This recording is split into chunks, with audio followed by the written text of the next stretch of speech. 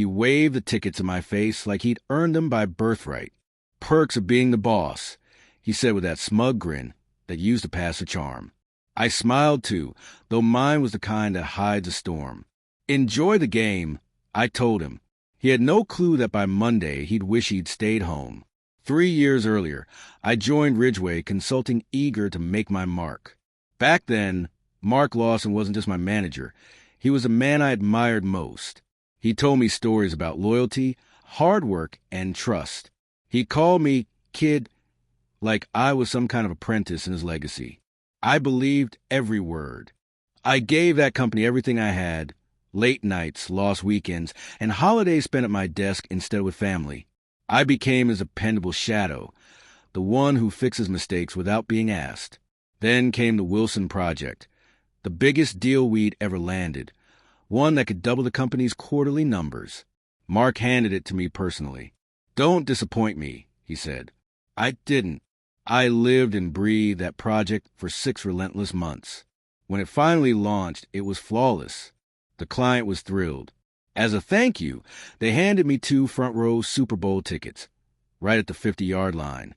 For the one who made it happen, they said. When Mark found out, he smiled like a man pretending to be proud. "That's amazing," he said. "But technically, that project was under my division, wasn't it?" He laughed, as if it were a joke. And then, just like that, he took them. "Be grateful you've got a job, kid." That night, I didn't sleep. It wasn't about the tickets. It was what that act exposed. The mask had fallen. Mark wasn't a mentor. He was a leech. The next morning, I went to his office.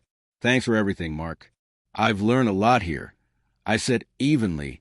He grinned, half amused. "You're not thinking of quitting, are you? You've got potential." "Of course not." I lied. "Just wanted to say enjoy the game." He laughed, assuming victory. But while he was booking his Las Vegas flight, I was preparing something far more permanent. Working for Mark taught me more than he ever realized, especially where he buried his secrets. He'd constantly forward me confidential emails, invoices, and reports, trusting I'd clean up his mess. Over the years, I kept them all, organized neatly in folders, just in case. I never meant for it to be a weapon, until that moment. The first crack came from an email where he'd altered invoice dates to boost his quarterly stats.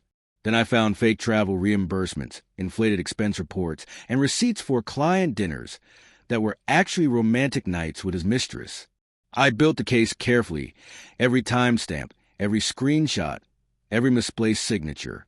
I even found late-night messages he accidentally sent to company Slack, thinking he was texting someone else.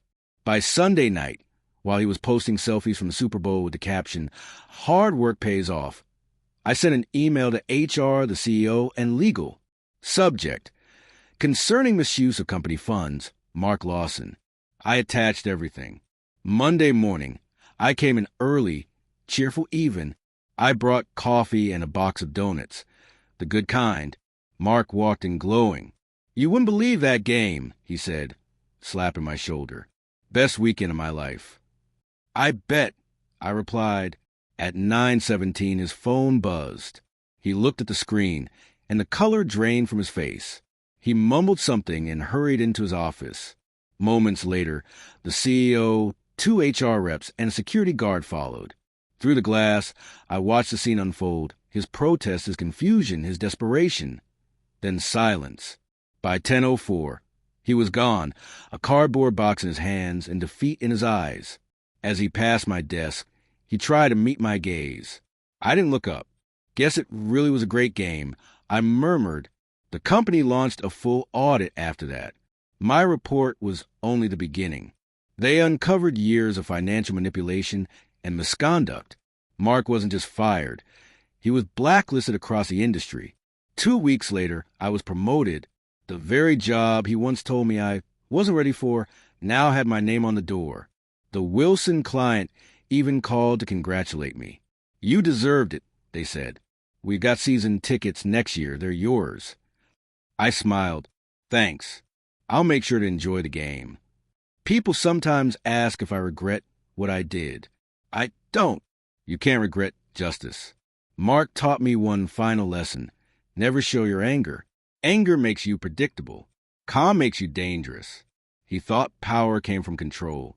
He was wrong. Power comes from patience and knowing exactly when to strike.